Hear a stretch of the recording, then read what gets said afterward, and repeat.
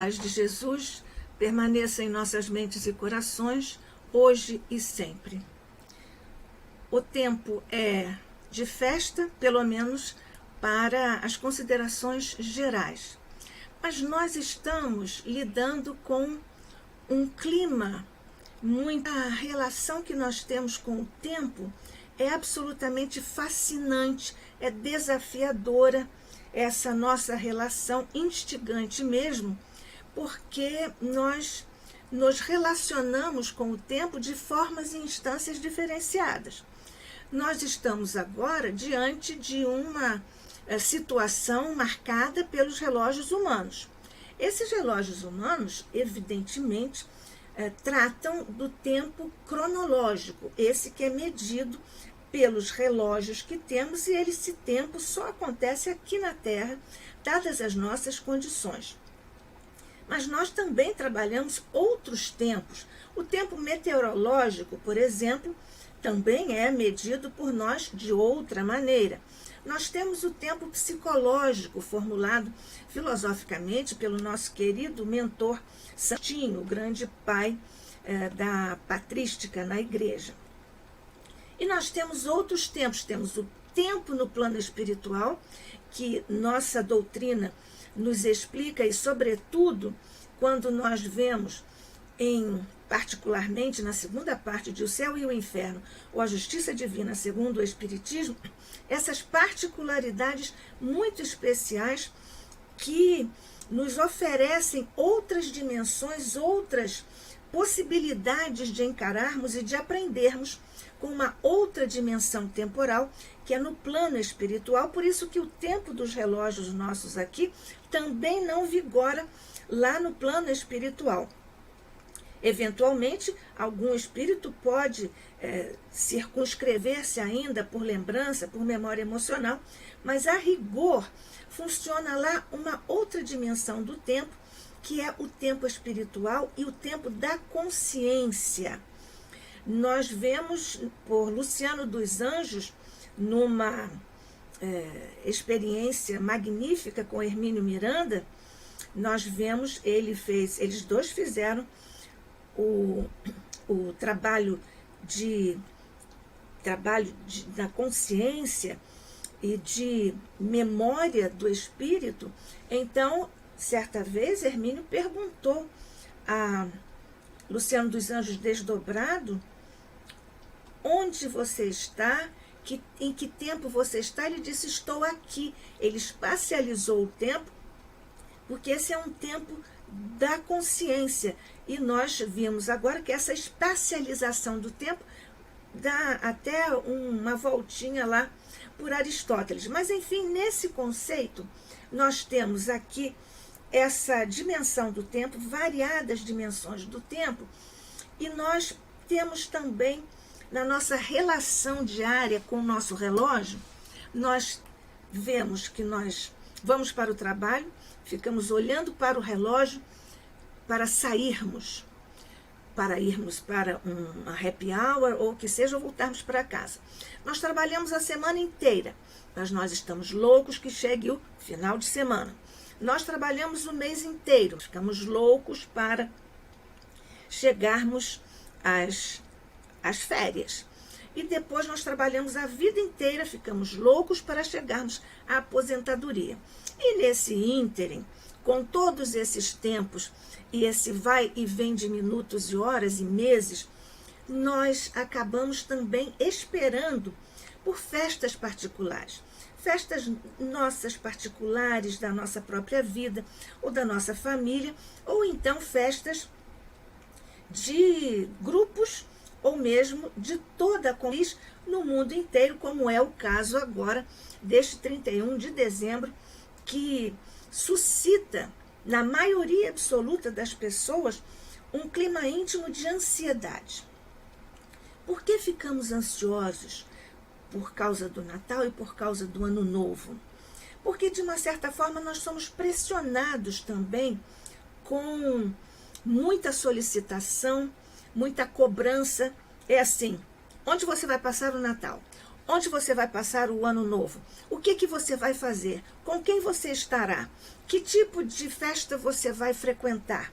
E assim, subsequentemente, as pessoas chegam a estressar-se indo para shopping centers para comprar roupa nova, porque há também as questões das roupas brancas, das roupas amarelas, vermelhas, enfim, uma série de simbolismos e de superstições que evidentemente não são avalizadas pela nossa doutrina espírita, porque nós trabalhamos com a razão. E todos os nossos mentores nos recomendam isso, até porque a codificação está baseada na nossa razão e nós temos essa fé raciocinada e todo o construto do Espiritismo por sobre as bases da razão.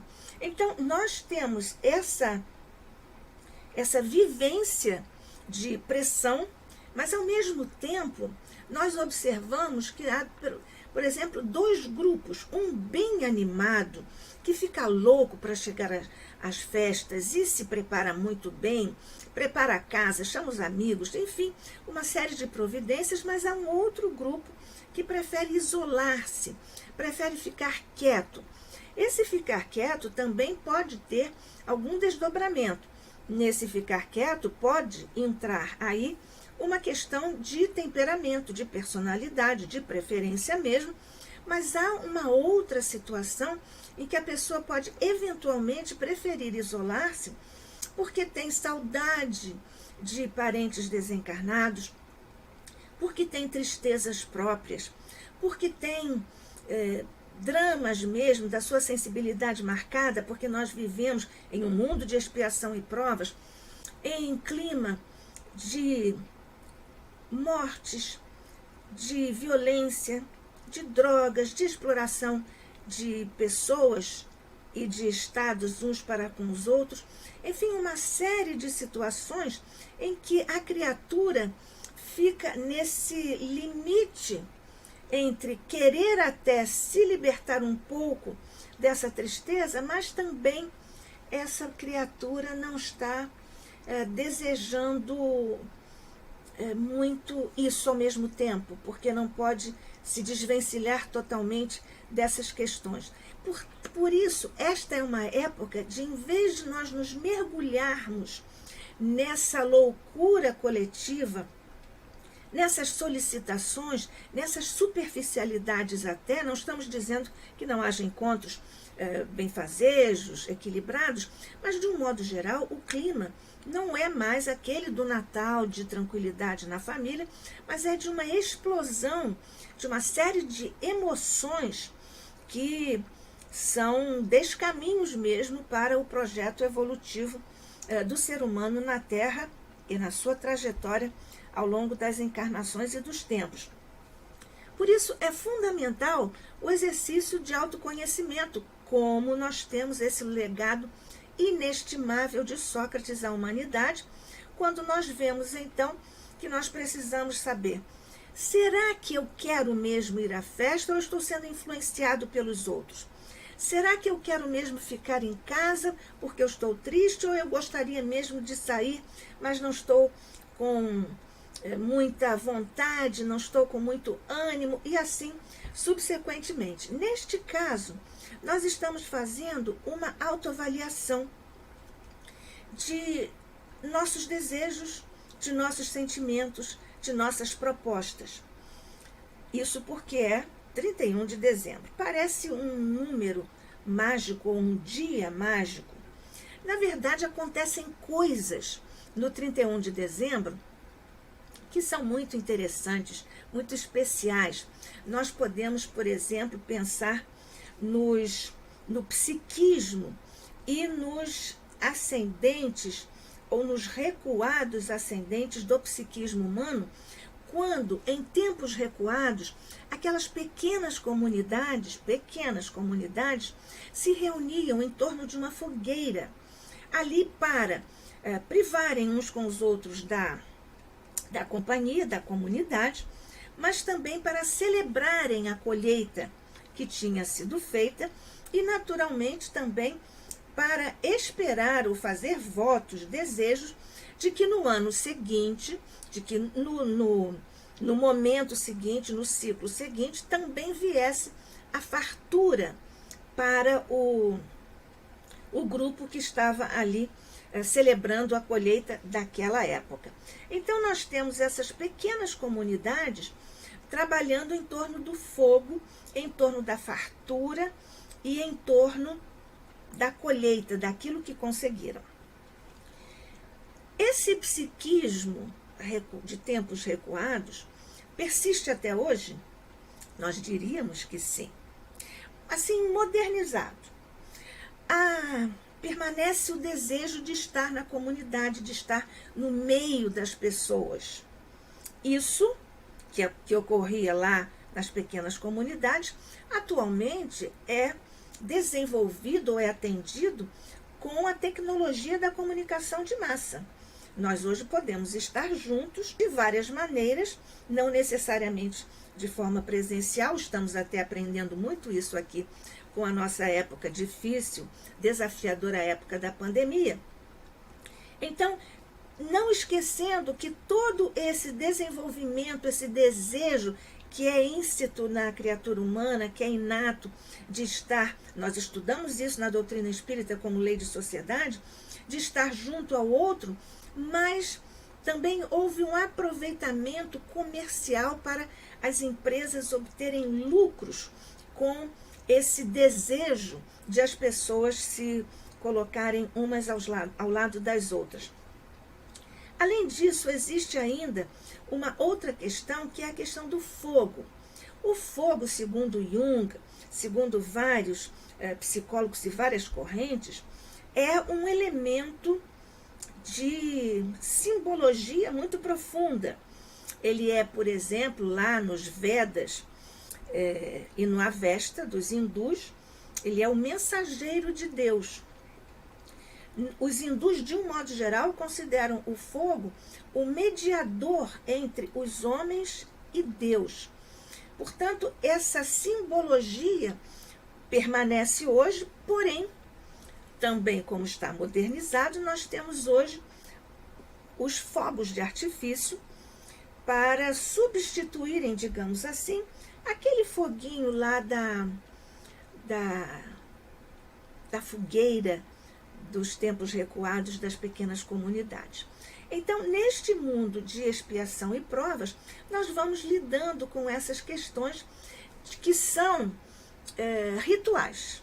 Como tem o simbolismo, existem os rituais que são próprios do psiquismo humano. Nós ainda hoje alimentamos muitos rituais e pela própria natureza dos rituais, que são sempre desenvolvidos para nós obtermos algum benefício, alguma coisa boa, existem regras para os rituais e essas regras têm que ser obedecidas rigorosamente para que aquilo seja atingido.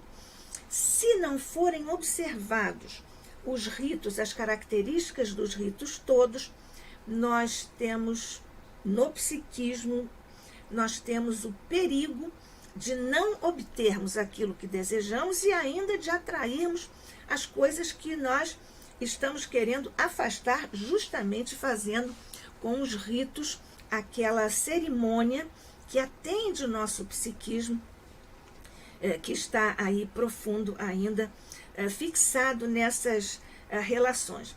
Mas então, o que fazemos nós em todo esse contexto em que nós temos grupos que gostam, que não gostam, que querem ou que não querem fazer a festa? E o que acontece é que existe um mecanismo aí de natureza psicológica que é uma euforia. É diferente de alegria, mas é uma euforia fabricada. De um modo geral, essa euforia que nós todos identificamos em muitas pessoas, em muitas situações, em muitos ambientes, essa euforia fabricada, ela funciona como uma máscara, como uma espécie de disfarce da criatura para tentar amenizar, tentar bloquear, tentar abafar tristezas particulares e tristezas coletivas. Nós já falamos sobre a fome, a miséria, as drogas, as desencarnações coletivas, sobretudo agora nós estamos numa época de pandemia. Então as pessoas, ao mesmo tempo que têm desejo de se libertar, de afastar essa tristeza, elas têm também uma espécie de compromisso com o parecer alegres ou parecerem eufóricas, mesmo que isso lhes custe aquela dose de álcool, eventualmente até doses de outras drogas, para que a euforia possa convencer primeiramente ao próprio, que pensa então que assim está conseguindo estar lá também na condição de euforia, de alegria, que não se sustenta na sua realidade profunda, na essência da relação e do ambiente psíquico desse indivíduo. Nós temos então aí também, no 31 de dezembro, muitas outras situações que nós observamos. Por exemplo, permanece também o desejo da criatura, como aquelas criaturas que se reuniam lá nas pequenas comunidades. Hoje, evidentemente que a população é imensa, as cidades são superpovoadas, mas persiste no psiquismo esse desejo de estar na coletividade, até no meio da comunidade. E isso nós encontramos nesse desejo de fazermos festas, reuniões às vezes em casas de família ou em clubes, ou mesmo na magnífica, maravilhosa festa das praias, conquanto haja ali também algumas situações que nós diríamos que devemos enfrentar, se preferirmos essa opção, com muito cuidado. Então, nesse particular, nós vemos que a festa passa a ser uma espécie de catarse. O que é uma catarse? De uma forma bem simplificada, é a liberação de um conteúdo que ficou reprimido por uma lembrança traumatizante, por uma experiência muito infeliz. Isso ficou lá reprimido. E na hora a pessoa também quer se libertar disso. Então, esse projeto de euforia fabricada também se aplica a isso para uma espécie de catarse. Nós diríamos até uma verdadeira catarse nesse particular. Então, como é que isso se dá, esse desejo de viver esse momento, como se fosse um momento, até porque os outros não são, mas como se fosse um momento mágico, um momento perfeito, único, eterno, já que estamos falando da relação com o tempo e desse dia que no psiquismo das pessoas, na coletividade, passou a ser uma data mágica, porque vão acontecer coisas, todas as pessoas vão ficar muito alegres, quando na verdade nós sabemos que isso não se sustenta verdadeiramente. Mas então, o que acontece nesse clima de loucura, em que há várias experiências, umas boas, admitimos, outras perigosas? Então, é muito interessante nós fazermos, como nos recomendam, não só os profissionais da área, mas principalmente os espíritos orientadores da humanidade, na codificação de nosso querido Allan Kardec, mas também nas obras de vários espíritos que têm hoje uma obra de feição nitidamente psicológica e psicanalítica. Nós lembramos dos nomes grandiosos nesse particular, nossa querida mentora Joana de Ângeles, nosso querido mentor Hamed. Fazemos esse exercício de natureza existencial, emocional. Por que eu quero isso?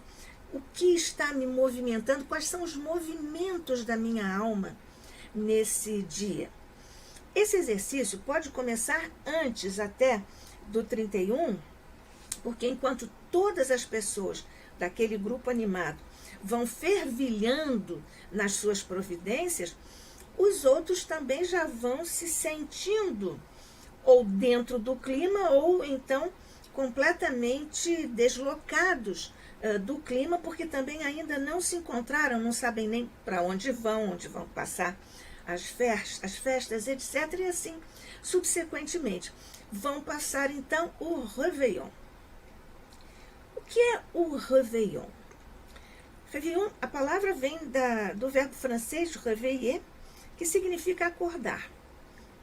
Portanto, o Réveillon é o despertar do ano novo. É o trazer uma coisa nova. Um ano novo, coisas novas, embora a nossa fantasia aí também vá célere, andando para a construção de coisas novas que muitas vezes existem tão somente na nossa imaginação.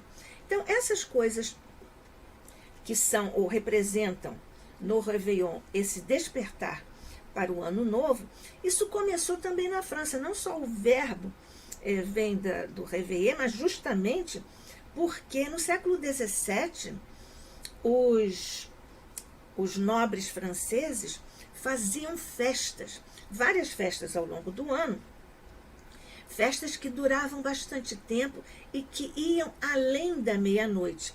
Por isso que aí vem o réveiller, que é o acordar, porque vai acordar no dia seguinte todo aquele povo que estava lá se divertindo nas festas. Aqui, isso foi no século XVII, aqui no Brasil, nós temos também esse tipo de festas, já na época de nosso magnífico, esplêndido exemplo de democrata, de governante que ama o Brasil, Dom Pedro II, ele dava também essas festas que depois foram copiadas pelas elites paulistas, que foram então desenvolvendo assim essa questão. Já que nós estamos falando desse universo que brota e que é alimentado na profundidade do psiquismo humano, desde aqueles outros tempos, mas que permanece agora com características que datam lá daqueles tempos recuados, nós vemos que há muitas superstições também. Nós temos, por exemplo, as uvas. Qual é a origem dessa? Uma espécie de um ritual, que precisa também ser seguido religiosamente. Os portugueses trouxeram as uvas por causa da fartura, ou seja, introduziram esse hábito, esse ritual, porque desejam, ou desejavam mesmo, celebrar a fartura. De onde vêm as lentilhas? Dos italianos, que também estavam pretendendo chamar, atrair a fartura. A roupa branca, de onde vem? Vem das cerimônias, dos rituais de Iemanjá, mas foi assimilada pelo povo de um modo geral, e hoje mesmo aqueles que não professam essa religião costumam vestir-se de branco por causa, talvez, por causa também da celebração da paz, porque o dia seguinte, depois do Réveillon, quando acordar o ano, nós temos o Dia Mundial da Paz. Então, nesse particular e nesse esquema todo que nós estamos apreciando, nós vemos que há ainda aquelas ondas que precisam ser puladas. Esse pular de ondas remete aos gregos clássicos. Eles achavam que quando eles mergulhassem na água, eles iam renovar, porque a água era um sinônimo de vida e tudo, então eles iam se renovar também pulando as tais ondas em um número tal, X, tantas ondas para lá ou tantas ondas para cá. Nós vemos então, estamos vendo, como nos ensina a doutrina espírita, como é lenta a evolução da criatura na Terra e do conjunto de criaturas na Terra. Nós vemos que nós mantemos, permanecendo no nosso psiquismo, muitas superstições, muitos símbolos, como o símbolo do fogo, o da fogueira, o dos fogos, das festas, do estar junto da comunidade.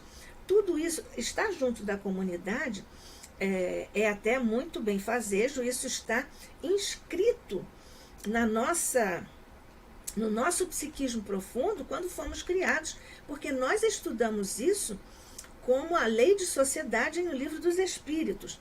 E, além disso, claro, nós já temos também Aristóteles, que nos definiu, a nós humanos, como um ser gregário, um animal social, como disse o nosso querido filósofo. Mas então, se nós percebermos isso nessa lentidão, é bom nós também investigarmos, sobretudo nesta época, porque como é renovação, nós também precisamos nos investigar.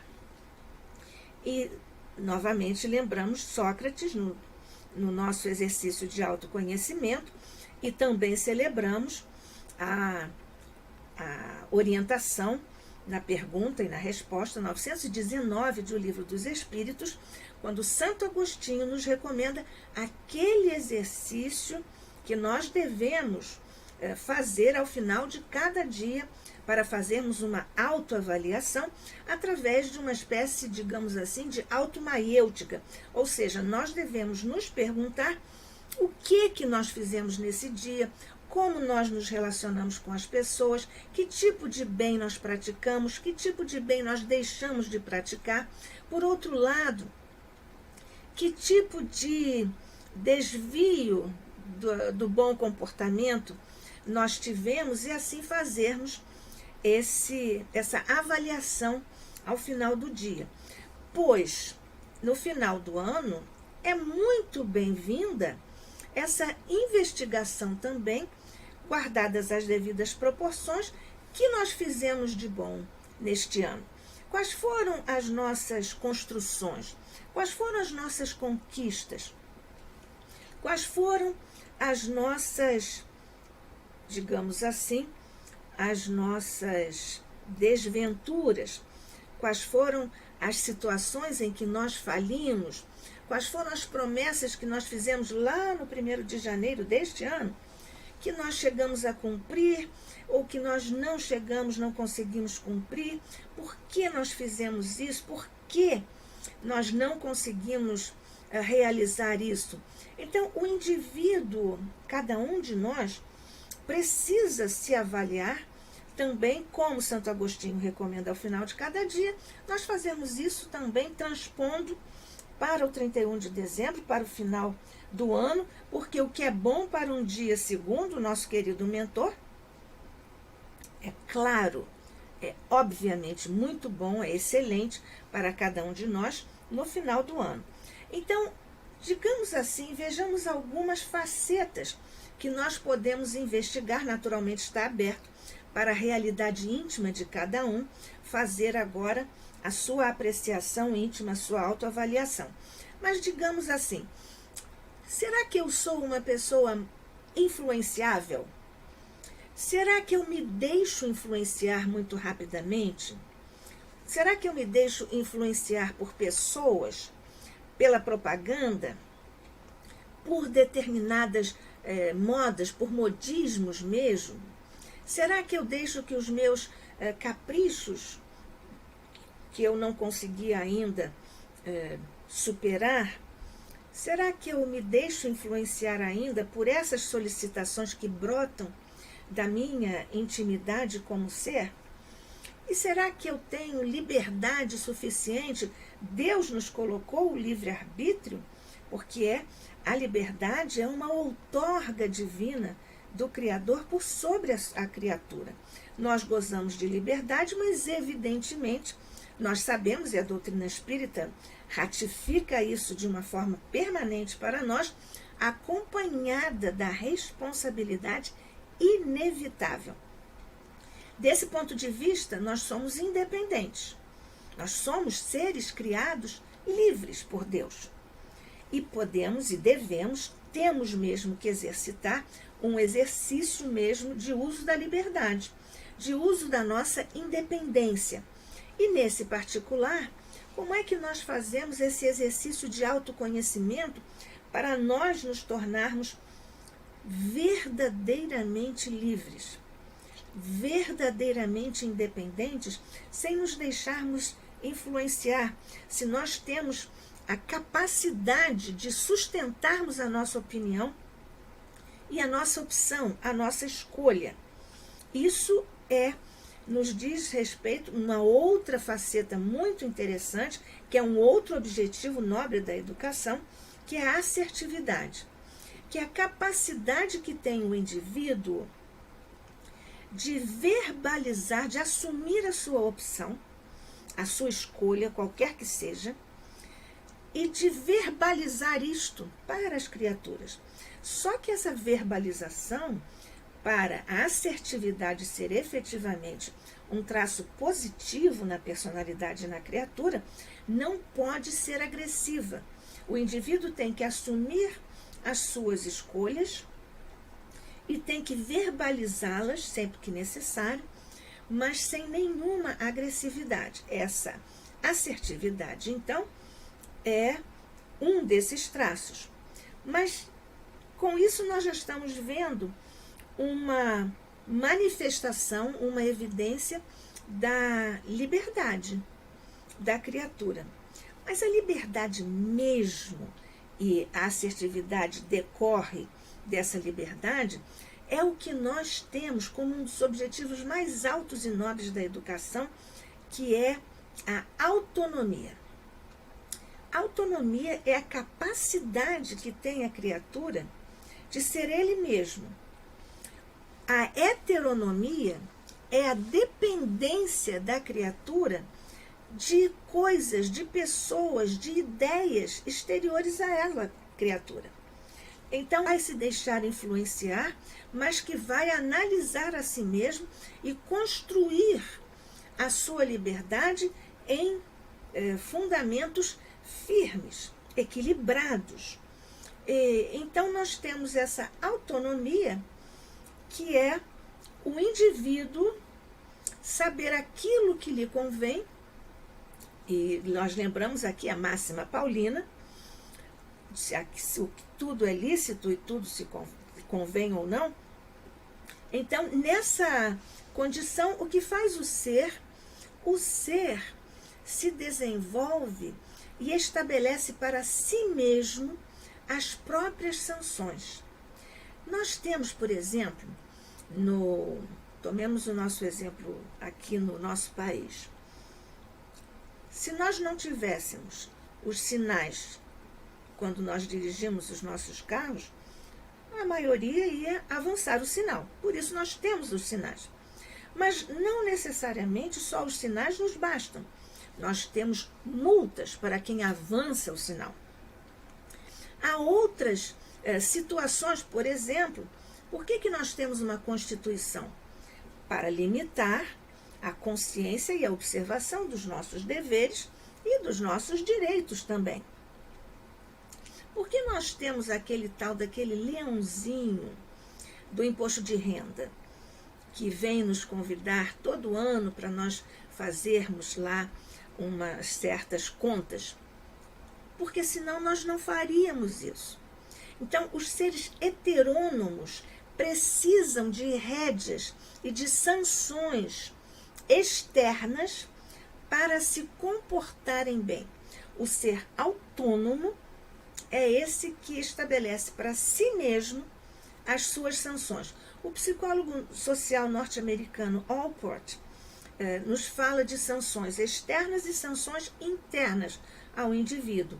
Externas para o heterônomo, internas para si mesmo, quando eu mesmo faço as minhas leis, as minhas regras para viver adequadamente de acordo com os valores. Aqui nós evidentemente estamos pensando nos valores superiores do espírito e nos valores que, congregados, estabelecem a harmonia das relações entre pessoas, entre poderes, no caso dos países, e assim subsequentemente. Nós então chegamos a uma situação em que nós estamos diante de um ano novo. Como é que nós vamos dizer que nós passamos o ano novo? Quando alguém lhe perguntar onde você passou o Natal, com quem você passou o ano novo, onde, por quê, o que aconteceu, quem estava lá, você vai dizer, uma pessoa que seja autônoma e que tenha assertividade, ela vai dizer, por exemplo, passei comigo mesmo. Mesmo que ela esteja numa festa. Porque, na verdade, a rigor mesmo, em essência, não na aparência. Na aparência você pode estar com muitas pessoas, mas você está vivendo o momento, porque ninguém vive nenhum momento no lugar do outro.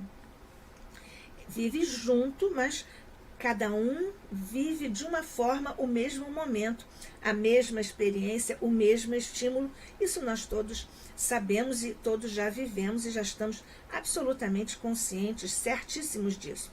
Mas então,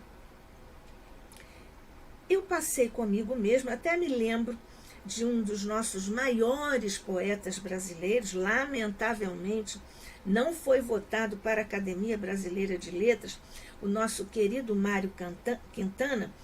Ele vivia em um hotel lá em Porto Alegre e pegou fogo. Então os repórteres chegaram e disseram, poeta, e agora, onde é que você vai morar?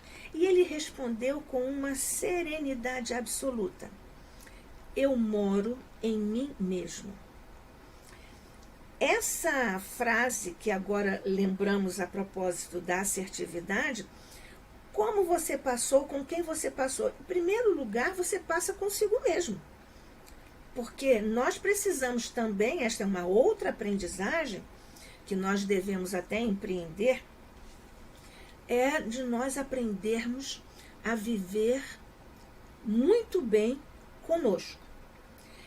Esse é um exercício muito especial e muito desejável e importantíssimo, sobretudo em tempos da nossa vivência de pandemia, porque nós estamos precisando ficar assim, dentro da nossa casa, ou então nessa experiência em que nós não precisamos, pelo menos não devemos, ficar em aglomerações, embora seja essa a nossa tendência, lei de sociedade, já lembramos, e também o nosso psiquismo profundo lá dos tempos recuados, nos ascendentes primitivos dessa nossa ligação.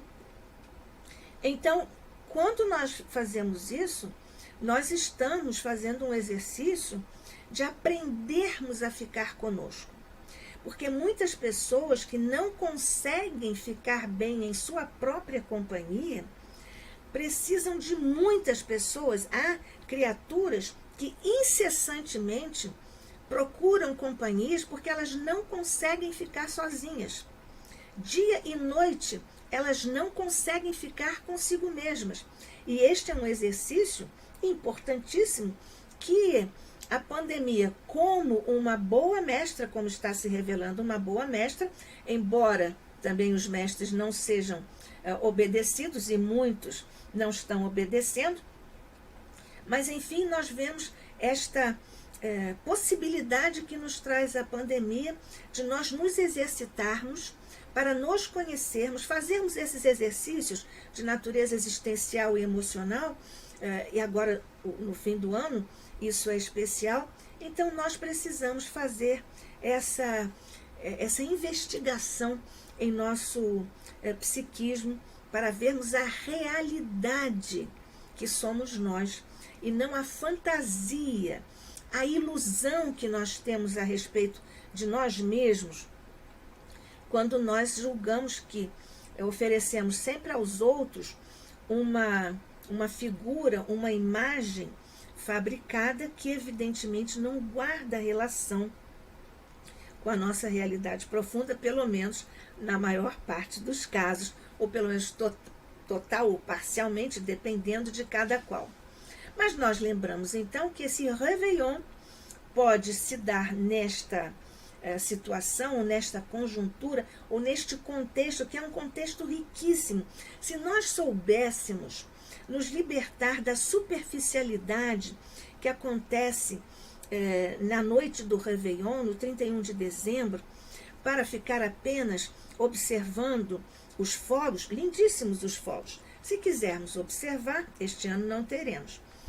Teremos as luzes do Cristo, porque deveremos estar em oração, como sempre devemos orar, mesmo nos outros anos, e quando voltarem as outras oportunidades de podermos voltar a ter esse tipo de festa, nós devemos buscar as luzes íntimas, as luzes interiores, através da prece, que evidentemente é um dever e é um bálsamo para todos nós, uma proteção para todos nós, mas nesse dia em especial, nós precisamos orar muito por nós, por todos, em especial porque há um clima de uma loucura coletiva que naturalmente traz alguns perigos, e nós devemos orar também por aqueles irmãos que optaram por esse tipo de congregação. Este ano não vai haver, mas de uma certa maneira ainda alguns estão fazendo isso, mesmo sem ter chegado o 31 de dezembro deste ano. Que quando 31 de dezembro acordar, será o ano novo. O ano novo, 1º de janeiro, nós sabemos que há pelo menos uma expectativa de celebração da paz. Esse é o Dia Mundial da Paz. Ele foi criado pelo Papa Paulo VI em 1967. E ele queria um Dia Mundial da Paz para que todas as pessoas de todas as religiões, de todas as raças, de todo tipo, todas as pessoas pudessem congregar-se em torno desse valor superior do espírito humano, que é a paz, esse desejo, essa inclinação profunda da criatura pela paz.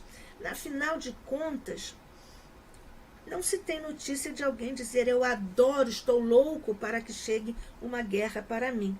Porque nós verbalizamos isso, mas nós somos mesmo um paradoxo humano, nós não lidamos muito bem com isso. Dizemos uma coisa, nós somos seres muito estranhos. Nós somos seres capazes de pensar uma coisa, dizer outra e fazer uma terceira. Então, muitas vezes, nós verbalizamos que nós queremos a paz, mas nós não estamos trabalhando, e aí precisamos do trabalho do autoconhecimento e da nossa investigação, na nossa autonomia como seres autônomos. Então, nesse 1º de janeiro, como uma espécie de dia mágico que acordou, os sonhos que nós tínhamos até o 31 de dezembro sumiram, os projetos foram interrompidos, as tarefas sumiram também, foram interrompidas? Não, em absoluto. O que acontece nessa nossa relação com esse 1º de janeiro? É que nós fazemos uma confusão entre o relógio que nós temos e que nós criamos humanamente e o ciclo.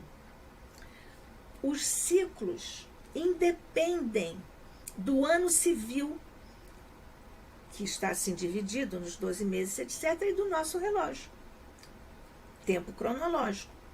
Os ciclos são ritmos da vida. O próprio universo vive em ciclos. A natureza vive em ciclos. Assim fica muito mais fácil de nós entendermos por que então será diferente com o nosso psiquismo. É evidente que nós seguimos fazendo esta confusão entre o relógio e o ciclo. Tudo marca durações de coisas, de eventos, de estados de consciência. Mas é exatamente essa confusão que nos faz assim sofrer um pouco e que nos conduz a uma reflexão sobre etapas preparatórias, já que são ciclos. Então, existem etapas preparatórias. Nós temos mais uma vez o exemplo da natureza com as estações do ano. Também na nossa vida, se nós fizermos um bom exercício de autoconhecimento, nós vamos ver que a lei de Deus nos prepara em etapas progressivas, umas conducentes às outras, para assim propiciar, inclusive através dos ciclos reencarnatórios, para propiciar a cada um de nós a autorrealização como espírito imortal. Então, há ainda nesse caso, nessa nossa confusão, há uma outra questão, um detalhezinho muito interessante. Por que nós repetimos as mesmas promessas, os mesmos projetos, os mesmos desejos a cada janeiro? Mas isso não é interessante? Se nós avaliarmos bem, se nós tivermos aquela autonomia, aquela assertividade, o autoconhecimento, nós teríamos já feito os nossos projetos de acordo com as nossas possibilidades. Mas acontece que aí entra o nosso sonho, um elemento mágico. Então, nós criamos fantasias, nós achamos que nós podemos fazer mundos e fundos em um ano. Quais são eles, não é? Vejamos se nós já não fizemos esses. Comprar carro, fazer faculdade, casar, emagrecer, deixar de fumar, comprar apartamento, trocar de carro, essas coisas assim que nós vamos repetindo a cada janeiro. Ora, se nós soubermos avaliar bem a nossa condição, nós teremos uma noção da nossa realidade. Isso está, aliás, vinculado ao que a psicologia chama de nível de realidade. Nós lembramos aqui aquela tão conhecida pirâmide de Abraham Maslow, a hierarquia das necessidades humanas básicas, em que nós temos lá no topo a autorrealização. Mas a autorrealização depende de nós, se estivermos nos propondo a isso, depende do nosso nível de realidade. Quando nós comentamos esse tema, nós costumamos usar o mesmo exemplo, que é o exemplo do bailarino ou da bailarina que quer ser o primeiro no Teatro Municipal, mas só decidiu isso aos 20 e tantos anos, e nem o corpo dele vai propiciar a ele as condições para ele atingir essa meta, esse desejo, esse projeto. Portanto, quando nós não temos nível de realidade, isso serve para todas as festas, para essa época e para todas as épocas, quando nós não temos isso, nós estamos estruturando, construindo a nossa frustração, porque nós não soubemos avaliar nem os nossos limites, porque aí nós precisamos conhecer as nossas limitações. Limites e limitações devem estar sempre na nossa linha de mira, para nós não nos frustrarmos, não nos tornarmos pessoas infelizes, amargas, porque nada dá certo comigo, eu faço projetos e nada dá certo, porque nós erramos na avaliação do nosso entorno. Nós erramos em avaliar quais são as minhas reais possibilidades, quais são as reais possibilidades do mundo, do meu grupo, da minha família. do meu salário, e assim subsequentemente, até mesmo das suas condições físicas. A criatura precisa ter essa consciência, esse elemento para trabalhar a si mesmo, avaliando isso. Então, as pessoas que continuam repetindo e errando mesmo nessas avaliações, o que acontece com esses indivíduos? São adultos, mas eles reagem como crianças. A esse propósito, nós estamos lembrando aqui o psicólogo suíço Jean Piaget, que inovou toda a psicologia infantil, o pensamento infantil, e ele tem um conceito muito especial, que é o conceito do pensamento mágico. O que é isso? A criança não distingue com precisão aquilo que é realidade e aquilo que não é a realidade, não bate muito bem a questão das realidades físicas e externas. Então, o que faz a criança? Ela se mescla com a realidade. E ela tem, então, fantasias, mas isso é próprio da idade infantil. Por exemplo, a criança pega os legos, constrói com os legos uma casa. Para ela, aquilo é uma casa. Quando ela acredita no Papai Noel, na fada do dente, ou quando ela acha que a boneca está doente, ela acredita naquilo. É o pensamento mágico da criança em que ela se mescla. Ela não distingue muito bem o que é real e o que não é real, mas isso é próprio da fase infantil. Quando os adultos fazemos esse tipo de planejamento distorcido, de sonhos fantásticos que não são condizentes com a nossa realidade real, digamos assim, então nós estamos, como adultos, vivendo uma espécie de pensamento mágico que é próprio das crianças.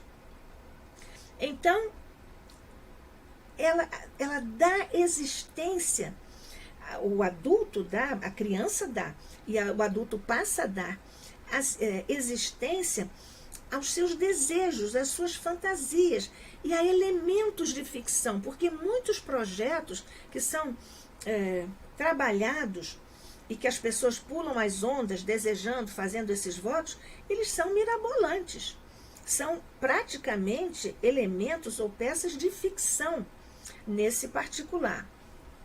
Então, é nesse campo que nós estamos pedindo licença a Jean Piaget para transferir ou aplicar esse conceito que ele formulou para as crianças para a idade adulta, que é uma infantilização do adulto. Mas será que só os adultos? Que nós diríamos então dos adolescentes? Os adolescentes também trabalham com pensamento mágico, se nós podemos dizer assim. Mas aí nós chamamos de onipotência da juventude.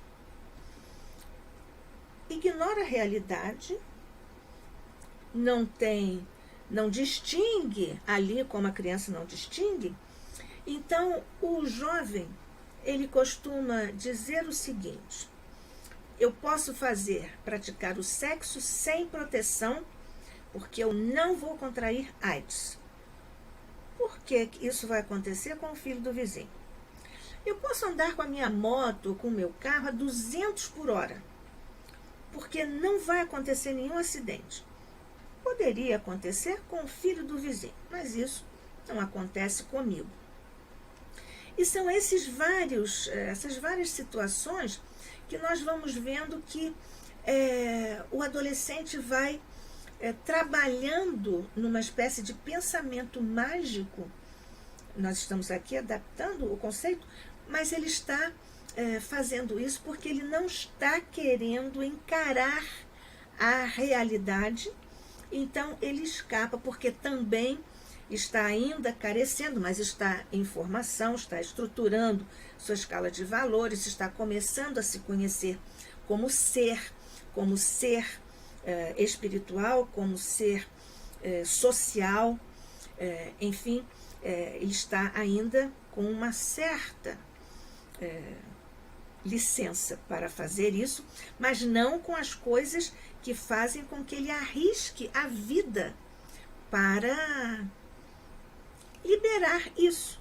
Ele, por exemplo, vai fumar bastante, porque ele não vai ter problemas nas doenças pulmonares. Ele vai também ceder às drogas, ao álcool e outras drogas, porque ele tem a fantasia de dizer: eu vou parar quando eu quiser. Muitos adultos também têm isso, mas nós todos sabemos, e as pesquisas estão aí para contestar essa afirmação dessas criaturas. Uma outra situação, também de adultos e de adolescentes, agora em plena pandemia, é que as pessoas estão ignorando o que diz a ciência a respeito dos cuidados que todos devemos ter. Ainda bem que estão cansados de estarem assim recolhidos, mas essa é a experiência, essa é a lição do momento. E nós precisamos nos disciplinarmos. A autodisciplina é uma obrigação do ser na sua trajetória evolutiva, no esforço sagrado da evolução. E isso a doutrina espírita é definitiva com relação a isso. E, claro, o Evangelho também está eivado dessas circunstâncias nos exemplos todos das figuras evangélicas. Então, quando nós temos essa situação, nós temos esse pensamento mágico absolutamente inadequado para essas faixas etárias e para essas situações. O indivíduo que tem saúde mental mais adequada, ele consegue lidar bem com essas coisas. Porque saindo do pensamento mágico, existe o pensamento lógico formal. E é o pensamento lógico formal, que evidentemente aqui estamos tratando da razão, que vai dar conta de nós fazermos isso. Até, às vezes, o adulto pode sonhar umas coisas, depois ele próprio cai em si, volta voluntariamente à realidade. Mas aí, nesse momento, quando ele sonha, quando ele fantasia um pouco, ele está usando esse pensamento mágico como uma espécie de mecanismo de defesa. Existe uma situação traumatizante, existe uma dor, uma tristeza, então ele escapa de dentro de si mesmo e constrói uma situação mais idealizada, mas ele que tem o pensamento lógico formal já ativado, ele volta voluntariamente à realidade. Mas isso foi uma espécie de válvula de escape para ele respirar, digamos assim, libertando-se daquela situação que está ali encravada na sua memória emocional, no seu psiquismo. Então, é exatamente aí que nós temos também o grande pilar da doutrina espírita, que é a razão, e que, mais uma vez, a doutrina espírita nos concita e nos prova que isso é fundamental, e usarmos a razão para tudo, até na nossa fé raciocinada. Então, esses momentos em que nós temos essas situações, nós estamos lidando com uma espécie de ambivalência do indivíduo, que é o pensamento mágico e o pensamento lógico formal, mas com dosagens completamente equilibradas. Só eventualmente que um ou outro nós sonhamos um pouco. Qual é o problema disso? É só nós sonharmos certo e voltarmos à realidade logo assim que isso nos for possível. Então voltamos para essa situação, porque quando nós usamos esse pensamento racional, nós nos poupamos de frustrações, de tristezas, de sofrimentos, até de perigos. Com isso, nós podemos construir uma paz, ou pelo menos um ambiente de pacificação íntima e no nosso entorno. Voltando então à questão da pacificação, nós lembramos que há uma pergunta lá em O Livro dos Espíritos, já que nós estamos falando da paz, e que essa é uma grande dificuldade no mundo, desde que, afinal, é um mundo de expiação e provas. Nós aprendemos isso lá no capítulo 3º do Evangelho segundo o Espiritismo. Nosso querido Santo Agostinho também nos fala sobre isso, essa taxonomia, essa hierarquia dos mundos, e nós estamos no 2º nível de expiação e provas. Kardec, então, perguntou aos espíritos orientadores da humanidade o que leva o homem à guerra. E nós aqui lembramos que há vários tipos, várias instâncias de o homem fazer a guerra, não apenas aquela guerra armada. E então eles responderam ao nosso querido codificador que isso decorre da predominância da natureza animal sobre a natureza espiritual no homem e também em função do transbordamento das paixões. Então, nesse caso, nós nos reportamos a um axioma da antiguidade clássica. Diziam assim, em latim, si vis pacem, se queres a guerra, para bellum, prepara-te para a guerra. Nós hoje vemos isso. Em pleno século XXI, os países estão cada vez mais aumentando o seu orçamento bélico, estão criando armas, estão construindo fábricas de armas para manterem a paz. Porque um não vai atacar o outro se souber que o outro tem igualdade de condições para reagir a um ataque possível. Então, nós temos também um outro axioma na antiguidade clássica, que é violenta non durante. A violência, as coisas violentas, não têm permanência. Nós aprendemos isso ao longo da trajetória da humanidade pelos nossos livros de história. Então, nós podemos modificar esse axioma da antiguidade clássica, se você quer a paz, prepare-se para a guerra, nós dizemos agora, com toda a convicção, voltando-nos para Deus nosso Pai, para Jesus, para Maria, para os nossos anjos da guarda, para os amigos espirituais todos, esses bons espíritos que zelam por todos nós, individual e coletivamente na terra.